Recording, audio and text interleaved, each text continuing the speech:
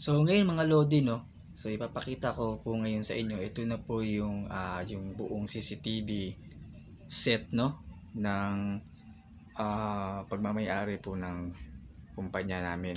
So dinala po nila dito mga Lodi ay para ayusin ko kung ano ba talaga yung problema, no, ito. So sa ngayon medyo magulo lang yung pagkakaset up ko mga Lodi, no, pero mamaya ay papaliwanag ko po sa inyo. So ito po yung kanyang monitor mga Lodi, no, and then ito po yung kanyang mga CCTV, no. So iisa-isahin po natin yan mga Lodi kung paano po natin aayusin ito, no, ito trouble. So yan po mga Lodi, no. So yan po. So ang ginawa ko po mga Lodi ay lahat po ng kanyang mga power adapter ay isinaksak ko na po doon, no, sa aking extension wire. So yan po, dyan na po lahat nakasaksak, yung ating monitor, yung ating NVR. So ito po yung NVR natin mga Lodi. And then ito naman po yung ating magiging router, no. So dadaan po dito yung mga Lodi, yung ating CCTV na galing naman po doon sa ating PoE, no. So yun pa yung magiging PoE natin mga Lodi.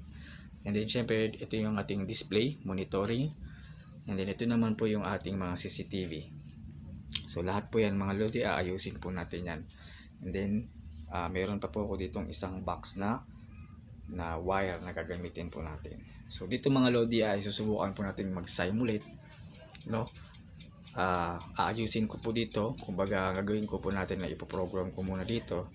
And then pag naging successful po siya mga Lodi ay tsaka na lang natin, tsaka ako na po ibabalik doon sa company. So ang mangyayari magiging plug and play na po yung itong CCTV, no, hanggang sa maging okay na siya, may makumpleto. And then lahat ay lalabas na po dito. So ganyan po yung gagawin natin sa video na ito mga Lodi.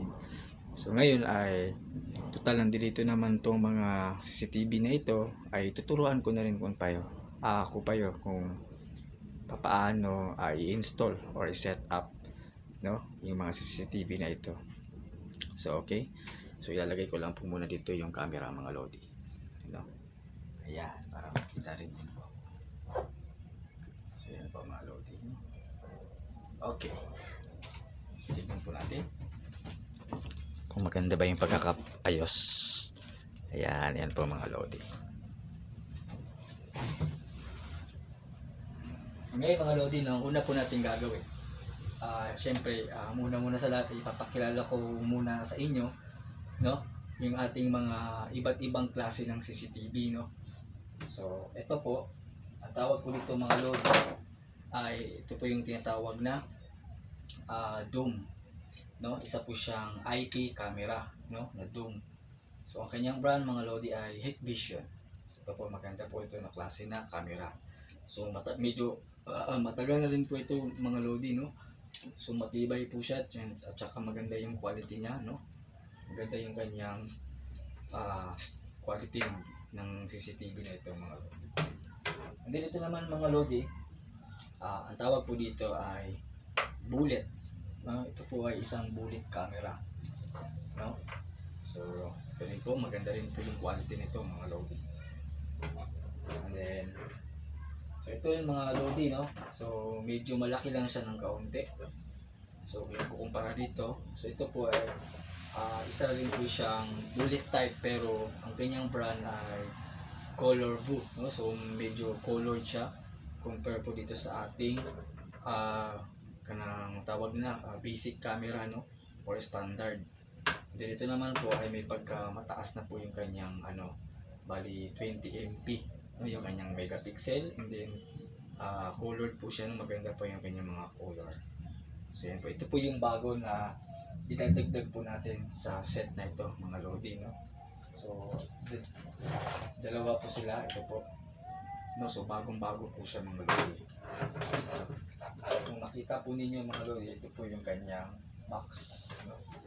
Ito po, no, bago pa lang po siya in-unbox mga Lodi. So bagong bago po talaga siya. So siya ay pa lang mga Lodi, no, 4 MP, no, 4 MP megapixel po siya. So ayan po, Color View po yung kanyang brand mga Lodi. So kung gusto niyo magkaroon ng CCTV, Kung magpakabit ay nire-recommend ko po yung Hikvision. Napakaganda po ng quality niya mga lord. So balik na po tayo.